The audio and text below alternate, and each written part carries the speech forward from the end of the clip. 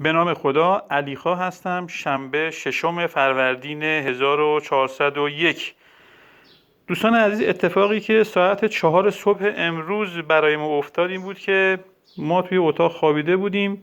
ساعت 4 صبح یک دفعه که صدای انفجاری اومد. وقتی که از اتاق خواب اومدیم بیرون دیدیم که شعله‌های آتش مبل رو در بر گرفته و ما متوجه شدیم که موبایلی رو که دیشب به شارژ زده بودیم و یادمون رفته بود از شارژ در بیاریم، باتریش ترکیده و منجر به آتش سوزی شده.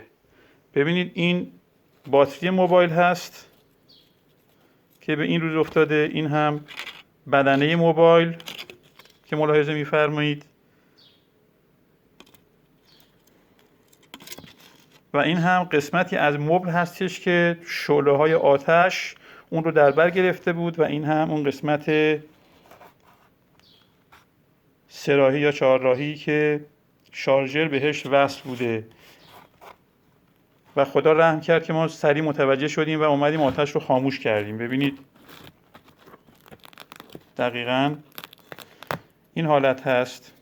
این ویدیو رو من برای عزیزانی گرفتم که گاهی اوقات موبایلشون رو به شارژ میزنن و با همون حالت و با همون وضعیت با موبایل صحبت میکنن، یا موبایلشون رو به شارژ میزنن و از خونه و از منزل یا از محل کارشون خارج میشن و میرن برمیگردند.